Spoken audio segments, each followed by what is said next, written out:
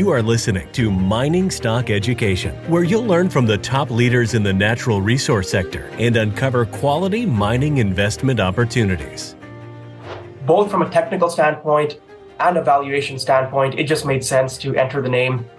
And I think given sort of my reach and my background, both as an engineer and now in the capital markets, business development space, I think there's a great synergy here between companies and myself and my group to really work together and bring out the true value of these reservoirs. 10,000 barrels a day is a huge target. But is that doable?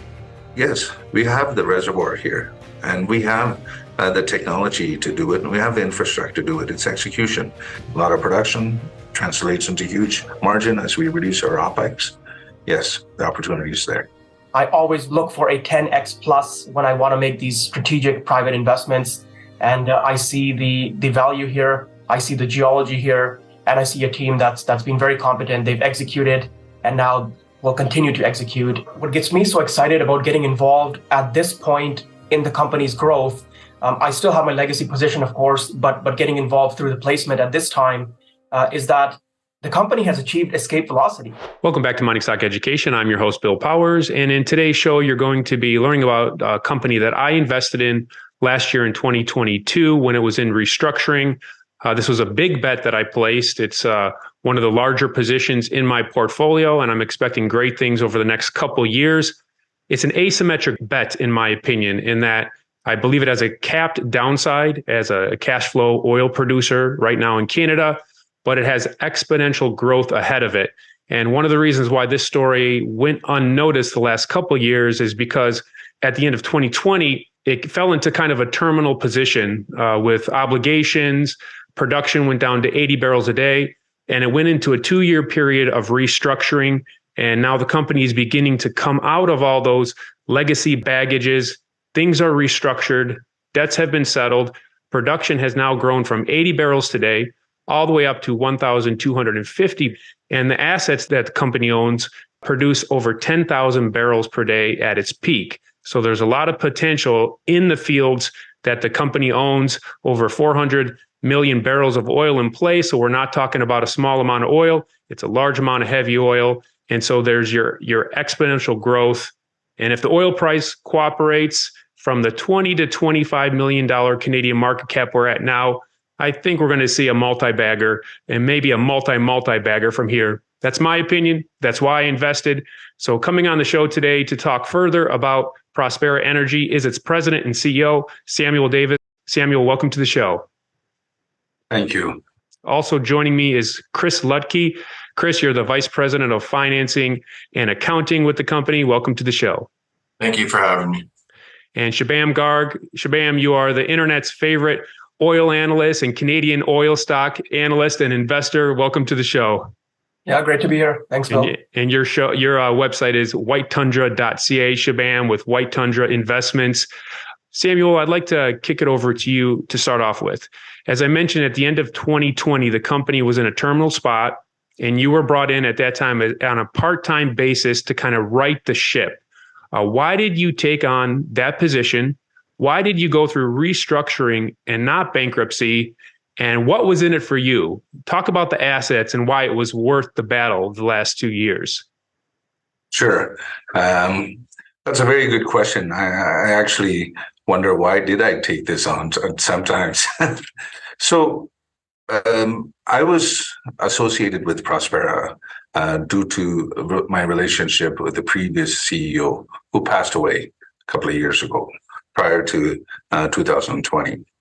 And of course, during the COVID, it amplified a lot of companies that were vulnerable with high operating costs, And 2 years later, the widow wife, called me and asked to assist because the company, as you mentioned, was in a terminal position. And I came on an advisory position to just assess. And the first thing I noticed was that the significant remaining barrels and just a small amount of recovery from a primary vertical depletion over 20 years of production, and lack of reservoir management applied. And further, it's also the economic, historical, the way that the company was passed on. It was fully developed during peak times by multinationals. And then, when the economic downturn, they transferred on to a intermediate, and then again, lack of capital and lack of attention to the reservoir. Was transferred on to juniors, and the juniors don't have the technical and financial wherewithal to maintain such a large infrastructure and a numerous number of wells that are producing, and the production continues to decline and really amplifies the high fixed operating costs of numerous wells that are drilled on a shorter spacing to recover the heavy oil. So all of this combined led to the terminal position. Of course, the COVID also amplified that situation. And I think your second question was restructuring versus bankruptcy. It seemed like bankruptcy would be the easier. Bankruptcy. It was an ethical question for me, moral, and my passion, loyalty to Western Canada. Many companies will go bankrupt and leave all the vendors, all the people who contributed to the development behind. And also, there'll be orphan wells sitting there at taxpayers' burden. So when we came on, I see the opportunity, and of course, the COVID times, things were at very dismal circumstances for families and communities and country itself. So I see a good opportunity, and we did invest ourselves to come out of the gate. And I told the story to people, and a lot of investors, prudent investors, that let's put into bankruptcy, let's start out the clean slate. But I just couldn't do that and leave all those people that owed money to the vendors. So I went and talked to all of the tradespeople, and there was a key person that assisted me with that. That is Matthew Kenna, and I think that's a story you should follow up, because he was actually one of those vendors that Prospera owed money to. He was one of the highest payables and arrears, and he wanted to meet with me to work with the company to get production on so he can get paid. And I avoided him for at least a few months, and then finally I met with him after assessing the reservoir and the business situation and the legal situation and talking to the vendors.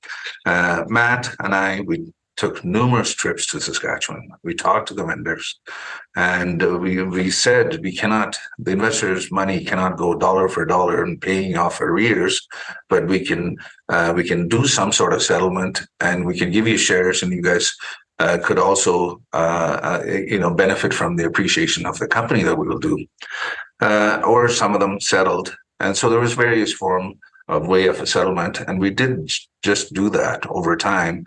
And these legacy arrears are still there, and not all of it, is much reduced, but I think we will be able to get out of it this year as we have appreciated production, got past to the break-even point, and now, having free cash flow. But the key thing is all that money goes right back into the government, into the ground, and to optimize wells, and to drill wells and upgrade the infrastructure and maintain the infrastructure, as well as paying off us the legacy arrears. So I think, if I say so myself, there's a technical challenges we've come through. We've addressed all the low-hanging fruit. We brought the infrastructure into safe operating condition, and we became compliant. But there's still more to do. But we're doing with very little staff and resources. And I think we got past the first point, and we're also addressed. There's always disgruntled people. We can't satisfy everybody 100%. But I think towards the end of the year, this year is a big, huge growth period for Prospera 2023, because we have transformed. We only got started in the middle of 2021. So it's basically a year and a half. It was a transformational year, and we accomplished a number of things. Especially, we became functional, understood the reservoir, took many tests, and understood the downhole pump situation, what works and what doesn't. So this is we're positioned for incredible growth this year. And Samuel, you are a reservoir engineer. So you looked at the asset, and the asset had to be enticing enough, didn't it? Reservoir development, engineering, exploitation, all of that over the years. And I've had production background being out in the field. This company was mismanaged in every which way, and there was lack of attention, reservoir management to it. They were disposing water, and they called it water flood, over disposing and recycling. All kinds of things were happening, and it's a stripper operation. But it takes time to transform things and redirect what was done to it for many years. And we have seen positive results so far. It's encouraging results. So Samuel, part of the capital, or most of the capital to restructure, came from two wealthy families, the Lacey family and the Richardson family. The Richardson family of Tundra Oil and Gas out of Manitoba. Share with us what the Richardsons and the Laceys saw in Prospera and why they were willing to finance it. I'm not sure if it is exactly the Richardson family that is the Tundra Association, but he is related, part of that Richardson family, and he has invested independently. So when I was telling the story, I said, I want to make sure that the payables are addressed, and we're not going to just put it into bankruptcy. Many of the prudent investors, they stepped away, but there are few people that really supported, especially when oil industry is looked at the way it is now, as opposed to the land of milk and honey as before. Peter Lacey, his motto was treat the people the way you want to be treated. And he was very prompt in making sure that we made, some of those debt settlement payment to local community. And he was very instrumental in helping me, assisting us, the product management team, to attain those goals and for us to get started. The Richardson, his aspiration is to make this company Prospera as a leading company that is a green, clean energy company that reduces carbon emissions and captures carbon with bee pollination. And he's got many initiatives, and he's going to come on as a consultant and a leader to convert this company and set it as a company that we set precedent as a green, clean energy producer. He calls it bee-friendly company. Nice. Thank you, Samuel. Shubham, your group invested in Prospera. You took an equity stake, but you're also going to be working with Prospera to make it successful. Talk to me about the blue sky. Why did you get involved with Prospera? Yeah, you bet. So I have a legacy position, and then we participated in the recent private placement here as per the news release. So when I looked at this property and the company, I've got experience in heavy oil operating, in heavy oil field engineering. And really, when I used to operate these fields, I used to look at these wells and I'm like, wow, these wells are so close together, but they're all vertically drilled. So there's a lot of oil in place. Some of the wells I used to operate, people who used to operate these wells 10, 15, 20 years ago were still there. And they would reminisce. They would say, if only these fields weren't mismanaged, we would have way more production. There was this well that used to make 60 barrels per day, and then something screwed up with the water injection, and now it's making 3 barrels per day. And I always thought, this is really the technical kind of challenge that any petroleum engineer would want to get into. And then I came upon Prospera. I had a chat with Sam and Chris there earlier last year, and they were saying, there's 400 million barrels of oil in place, and the recovery factor is only 8%. And I would, just start running numbers in your head and you go, wow, most analog fields are 20, 25% under water flood. And some of the polymer floods can get up to 30, 35, 40% recovery factors. So there's a huge bank of oil that was in place in these 3 fields. And as they say, the best place to drill for new oil is where the oil has already been discovered.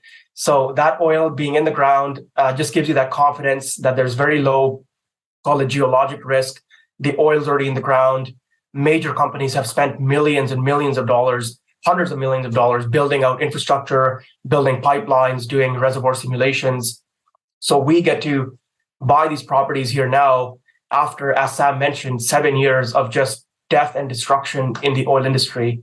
And when oil prices are low, people give up their heavy oil assets because they are high operating cost assets. There's a differential on the oil. As soon as the well goes down, they say, oh, leave this, we'll deal with it when oil prices are $60, $70, $80 plus. So this field, I just saw the production on it was just declining and declining. There were analog fields where I started doing some digging and production went up 20x in a period of 2 years. So like there was that much oil in the ground. It just needed the right technical management team, and it needed a little bit of capital infusion that could then cash flow, and then you keep putting the money back in the ground. So by the time that I came upon this story in, call it early 2022, Sam and Chris and the management team, along with Brian and Dave, had really executed. They had brought production back up. They had cleared up a lot of the legacy arrears. The ARO was going down. The NPV of the company went from negative 3 million to positive 56 million. So you always got to appreciate when the management team actually is not just saying stuff, they're actually doing the right things that are then being audited by the reserve evaluators, the government of Alberta, and they're saying, okay, yes, we believe these numbers. You have done a good job. Continue this on. And at the same time, as many of the viewers know, I've got quite a bullish outlook on oil. And the heavy oil properties just make so much money with their low decline, cash flowing sort of generation. There's a lot of low hanging fruit that can be brought back on and generate a lot of value. And along with that, as production in these reservoirs and fields go up, the operating cost per barrel comes down significantly. So compared to other companies that already have really good operating cost, when you have a field where you're increasing production, you have facilities that can already handle, call it 7, 8, 10,000 barrels per day legacy. Your operating cost coming down is akin to WTI price going up. So there's a double whammy in terms of the net back impact that sort of you can have on it. So that was what got me really interested. And then my conversations with management, we talked about horizontal drilling. We talked about the Aduro Clean Tech upgrading of the oil, which can generate $20, $25 above kind of the heavy oil price. And of course, polymer flooding. There are analog fields, including Cactus Lake, that is a very, very successful polymer flood field with very similar characteristics as these Cuthbert, Harts Hill, and Looseland fields. So, that down the road, this is always a possibility. There's new technologies that have come on since 2014, which never got used, including horizontal drilling and geosteering technologies to make sure we're in the zone for the entire length of the horizontal. So, both from a technical standpoint and a valuation standpoint, it just made sense to enter the name. And I think, given sort of my reach and my background, both as an engineer and now in the capital markets, business development space, I think there's a great synergy here between companies and myself and my group to really work together and bring out the true value of these reservoirs. So that's kind of the initial reasoning for my entering, and I look forward to really a successful few years ahead, because Rome wasn't built in a day, and oil companies are not built in 6 months. It takes time, especially with heavy oil, with water floods, with polymer floods. It takes time to really figure out what's going on underneath the ground, and just have this iterative process that you can use to extract the oil that's already in the ground, 400 million barrels of it, of which 92% is still remaining. Shubham, you give price targets on your website for the companies you invest in. Right. To whatever degree you want to, can you talk about some price targets and some what ifs if the company achieves a lot of these catalysts you laid out?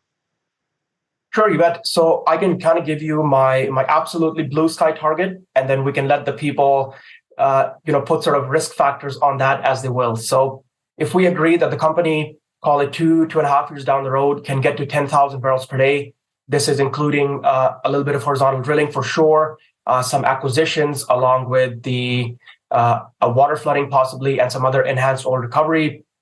10,000 barrels per day at a 100 WTI scenario will cash flow roughly $225 million a year.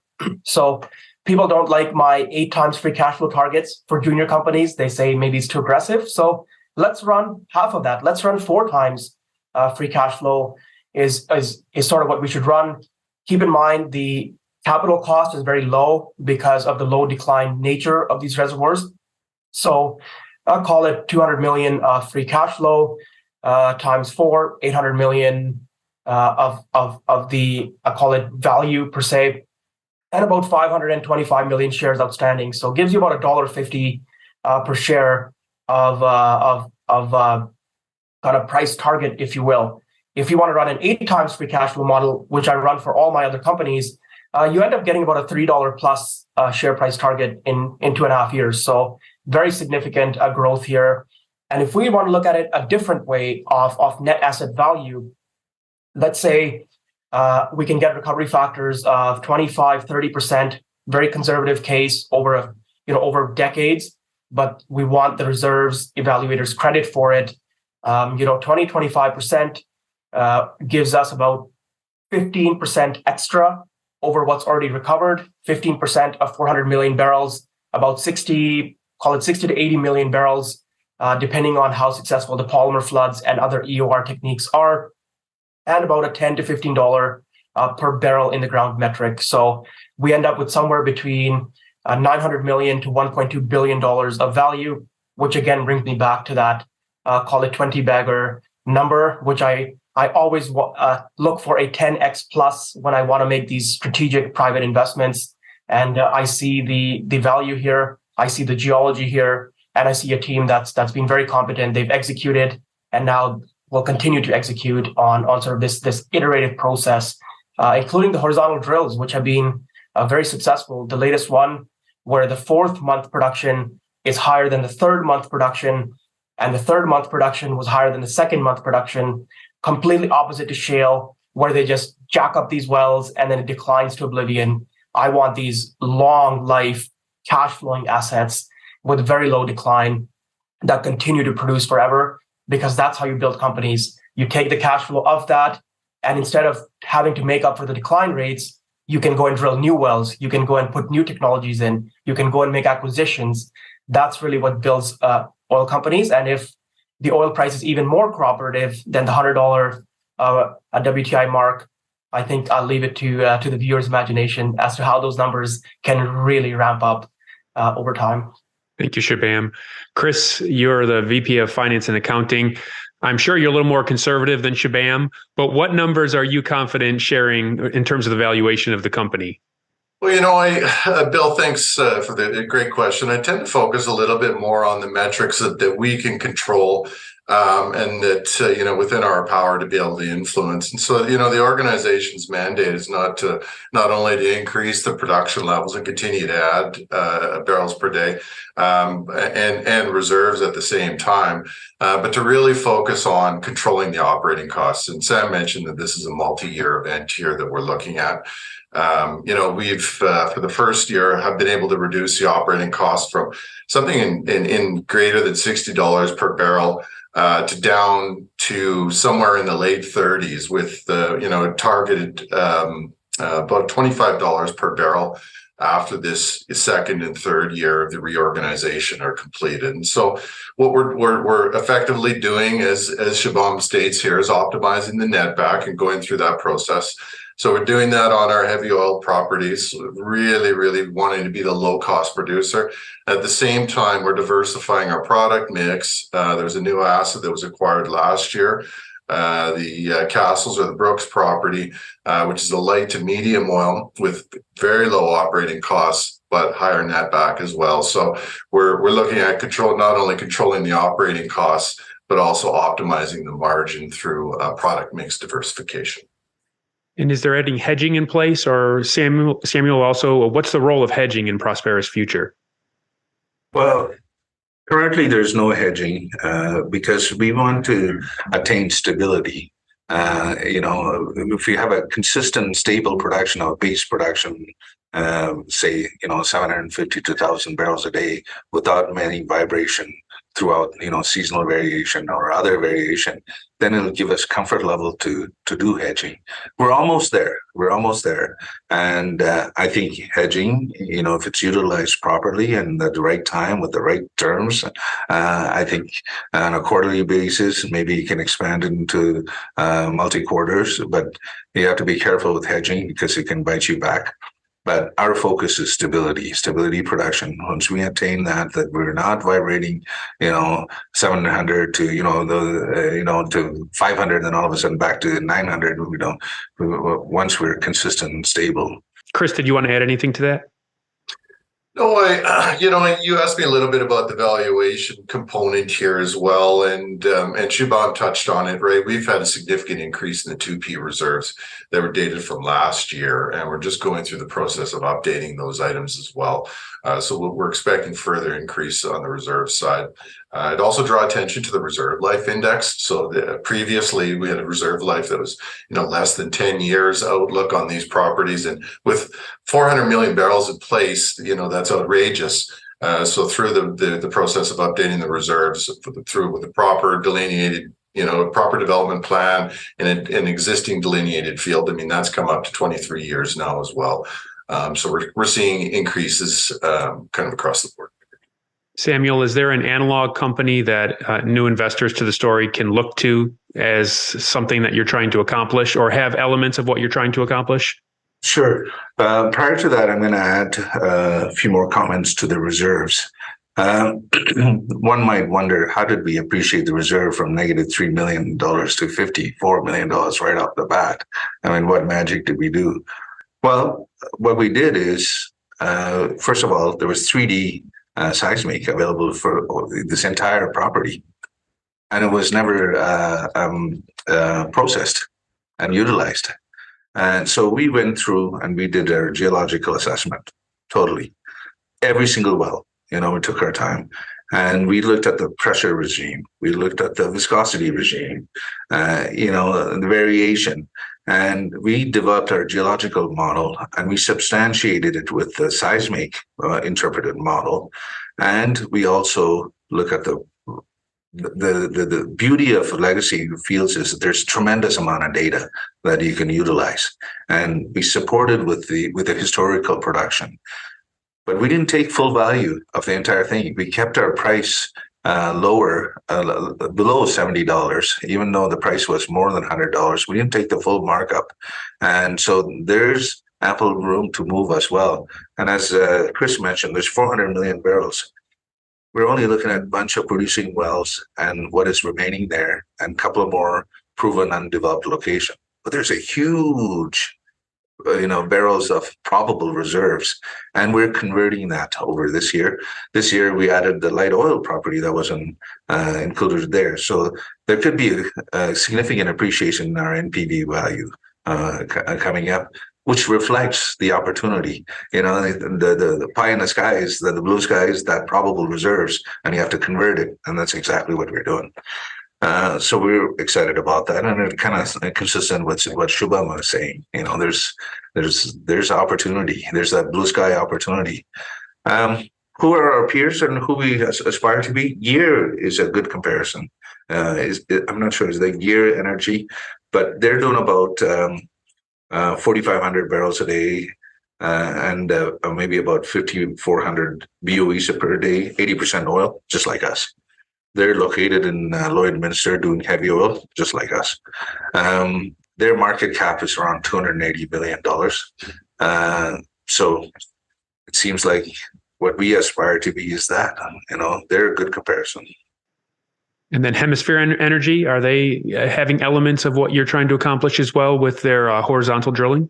Yes, there's Hemisphere, there's Southern, there's a few others that are like, but we particularly like the model with the Gear. And yes, Hemisphere is converting horizontal, and that's a big part of our development.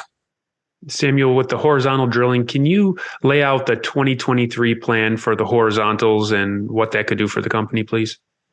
So initially, because of the price and the widening of the Western Canadian Select price and the higher service costs, we slowed down, we paused to catch up.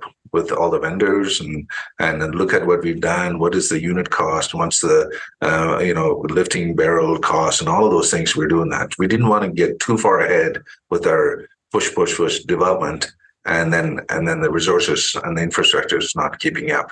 So our initial focus is going to be on the light oil because they're vertical wells and easy to bring on. And also we have we have strategically positioned our horizontal well development for the summer so that, there's less capital cost in drilling, not during severe weather condition and cold winter conditions. Horizontal well, as Shubham mentioned, traditionally companies drilled with reduced spacing because the heavy oil does not travel as fast or as far enough. So they put a lot of numerous vertical wells. It always puzzled me, how did this vertical wells contributed to 10,000 barrels a day without a horizontal wells?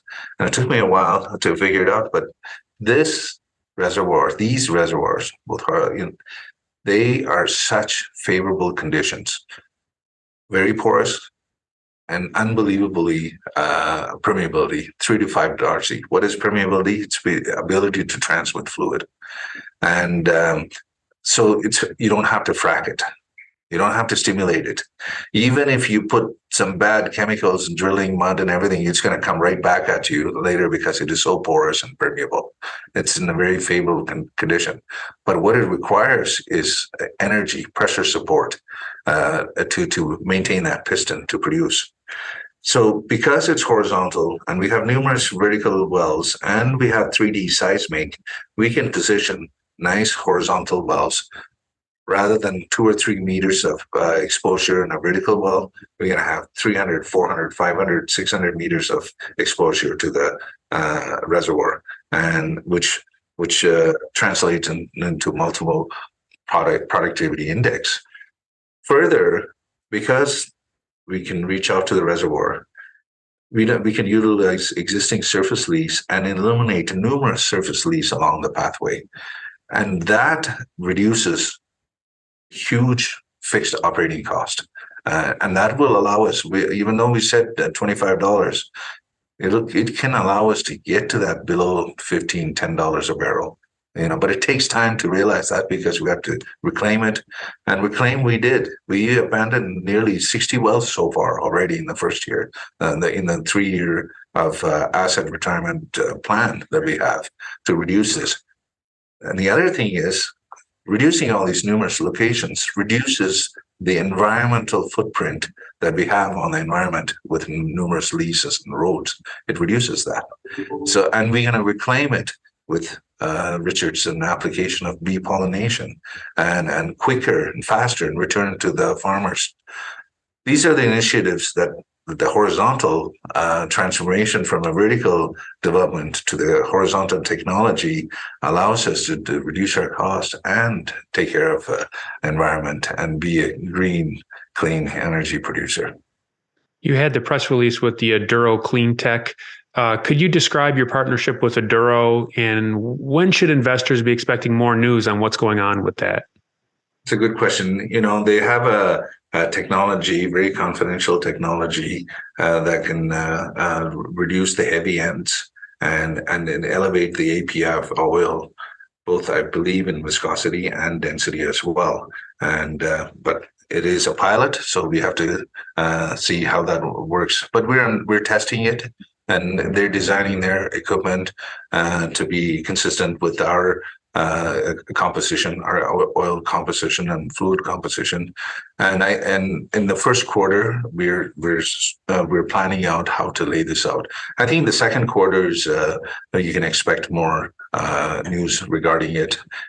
Further, we like to do this over the summer rather than in the winter condition as well. In the Saskatchewan winter conditions in Alberta, it can get pretty severe. And Samuel, then after that, will you begin to employ the enhanced oil recovery techniques that Shubham was mentioning with polymer flooding and such? So as Shubham mentioned, with our reservoir development background, we don't have to wait the primary depletion. One should start supporting the reservoir, after the first year, I would say, or within the first year. We are piloting some improved recovery or enhanced recovery to provide more energy for the reservoir. We're piloting it this summer, towards the end of first quarter and second quarter. That doesn't require huge capital deployment of infrastructure or anything. We are going to do it with what we have, and simple and more localized, rather than a huge pilot that's going to consume incredible amount of capital. And I think it is actually an optimum way of doing it. So we've been working on methods that are conducive to our reservoir, and it's consistent or have synergy with infrastructure, so there's least amount of capital to be deployed. Yes, that is a big part of this reservoir management. While we put the horizontal wells, we have to maintain that piston and sweep, and we will have that consistent production with a very low decline, as Shubham mentioned, with least amount of space that we need, minimum, and that all translated into a large margin. This 2 to 2.5 year time frame in order to reach 10,000 barrels per day. Would you agree with that time frame? Is that pretty accurate for a growth story? The blue sky. After Shubham finished his talk, I almost went and invested it in Prospera. He does a pretty good job of it. I am well vested into Prospera. The 10,000 barrels a day is a huge target. But is that doable? Yes, we have the reservoir here, and we have the technology to do it, and we have the infrastructure to do it. It's execution. As I mentioned, we started in the middle of 2021. So we're like a year plus a little bit into the game. So another 2 years. And we also have a strategic acquisition that is adjacent to the current core properties. So we have the assets to do it, and we have the technology to do it. And if the commodity prices stay there, and the service providers also cooperate, so that our economics are not lean, but more robust, then it's more for everybody. We can continue our development, and the service providers will also have continuous employment, and it's going to be ongoing to attain that target. A lot of production translates into huge margin as we reduce our OPEX. Yes, the opportunity is there. Chris, what's the sunk cost for the assets that Prospera owns, and what would also be the replacement cost value at today's prices? The sunk cost is really the dollars that have been put into it since the reorganization started. So these are the dollars associated with turnaround, but also field workover and so on and so forth, right? So I mean, we're talking in excess of $5-6 million that has been put into the ground, and in terms of upgrades to the existing equipment, and bringing the facilities to safe and operable conditions. From a replacement standpoint, if you want to go out and replace any of these facilities, these oil batteries, to re-drill these new wells, so on and so forth, I think we're talking about much larger dollars. We're talking about in excess of probably $50 million. To replace it. And our market cap is 22 million right now as we chat. Correct. And Samuel... Yep. Would you like to add? The infrastructure there's amazing. I mean, and like you said, each battery could be tens and fifties of millions, and we have 3 of them. So, and then what could our facilities hold in terms of production? Could it hold the current facilities do 10,000 barrels per day? Yes, it can. It's already built for that, and it was done before. We have 3 facilities that has a capacity of 75,000 barrels plus, like 12,000 cubes a day, and two batteries. And there's another one that's about 5,000 barrels a day that can handle. So we have the infrastructure. Most of these, 2 of these main properties are fully tied in as well, and they have automation systems as well. It's a bit outdated, so we're working on all of that. We have the full infrastructure to accommodate our growth. Shubham, you're an investor in the company, as am I. Could you share your thoughts on the share structure? As you mentioned already, there's over 500 million shares fully diluted. That, of course, will bring in a substantial amount of money when all the warrants are exercised. But how do you view a share structure like that? Yeah, you bet. So this is always a concern I find with junior oil and gas investors, especially those who have invested sort of in the past cycles. They see these companies and they just, oh, I don't want to get involved in these things. But when you really think about the job that Prospera has done, as you mentioned, without going into bankruptcy, they've cleared up all these legacy arrears, which was in the tens of millions of dollars, fixed up all the non-compliance with ARO. With the AER, I should say, over hundreds of these non-compliances. This is just the way that these companies have to grow.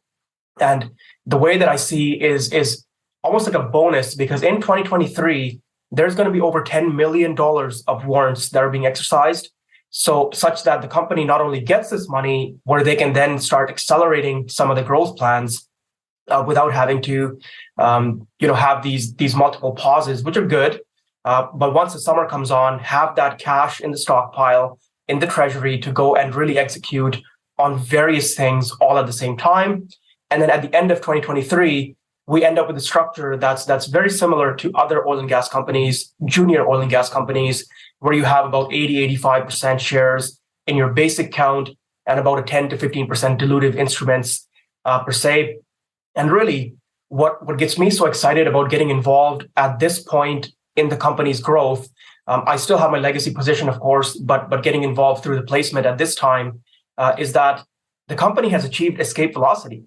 The company has got to the point where its own internal cash flow from these properties in an $80, $85 oil environment is funding every other thing. So they don't need to do any more raises. They now have the scale where, okay, we can go and have a debt financing facility of $2, $3, $5 million if need be, to really accelerate these growth plans. So there's always this problem in Alberta and Saskatchewan, especially with the latest ARO regulations, with the fact that the banks have been like vultures during COVID time. They are not lending. They are charging 12, 15, 18% rates. They want you to put up bonds. Small companies that are sub 500 barrels per day have a really tough time surviving and like I said, achieving that escape velocity to get out. And now that the company is there, the growth is really self-funded. We came in with an equity investment here to help the company out and to participate as a larger equity shareholder in the company. And once you get to that point, and if commodity prices are supportive, we don't need $250 WTI. We need this $80 to $100 range is more than sufficient. And if we get more than that, it allows us to then use that money to maybe make acquisitions, to go and further accelerate the activity. So if the commodity prices are supportive and where the company is now, the cash flow just speaks for itself. It'll keep going back in the ground. The production base is very low decline, as Sam mentioned. And the new wells, I really like the way the new wells are being managed by this company. A lot of companies, they will want to show these nice IP30s, nice IP60s, and then go and fool some private equity fund into investing in them. And then you find out even the heavy oil, there's water coning, there's water channeling, and you screw up the entire reservoir. And in this case, I'm quite confident in the management team that they're producing these wells very slowly.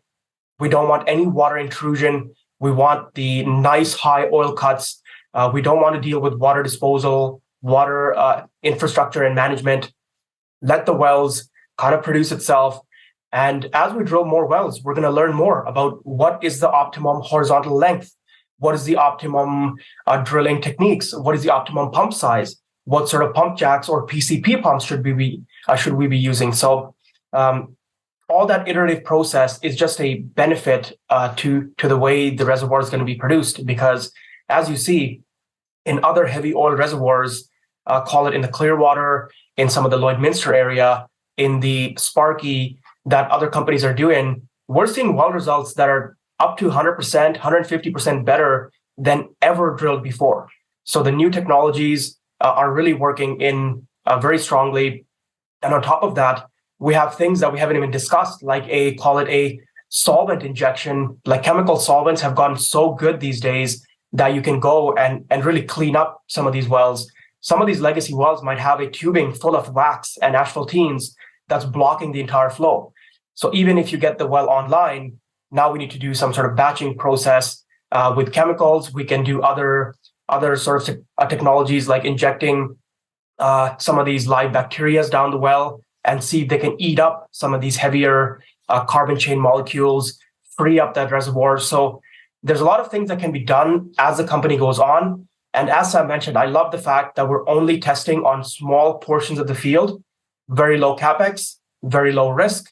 If it works, then we start a program that then starts putting those technologies into the entire field. And then we move field from field.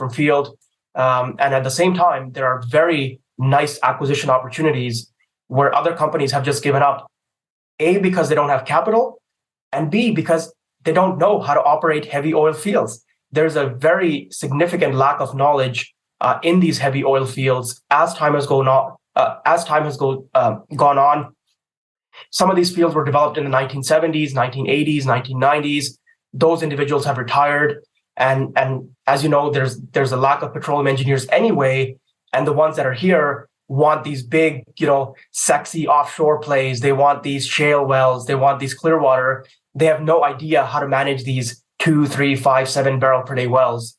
And I'm very glad that Sam and Chris and Brian especially and Dave as well are part of this team, because this kind of expertise is very difficult to find. It's going to be even more difficult to find going forward.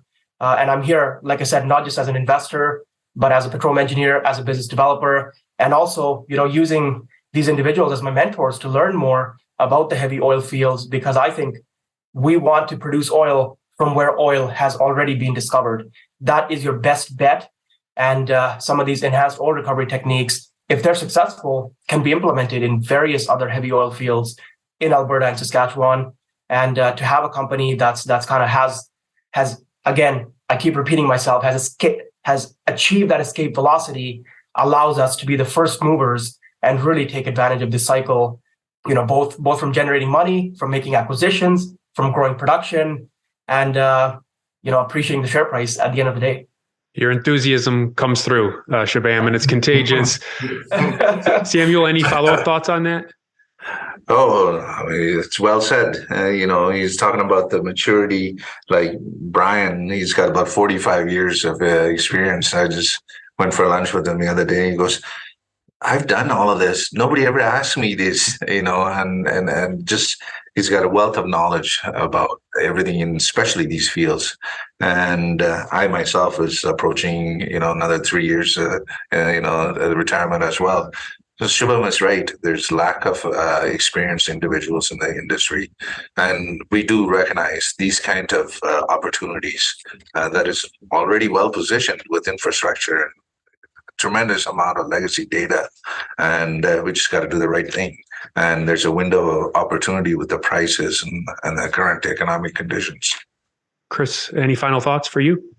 I think as we've talked about in the interview and we've published kind of in the news previously, is that 2022 was the first year, real full year of the reorganization, and has really set the organization up to be able to move forward positively in 2023. I'm really excited to see what's going to happen over the next couple of years, and you can see just through Shubham's comments here as to why. So, I want to thank you for allowing us to be participate in this discussion. Well, thank you, Chris. Thank you, Samuel. Thank you, Shubham. I'm an excited shareholder along with Shubham. The company's website is prosperaenergy.com. Ticker symbol on the venture in Toronto is PEI, and the current ticker on the OTC in the States is GXRFF. That could be changing, so just be aware of that, but it is currently purchasable on the OTC.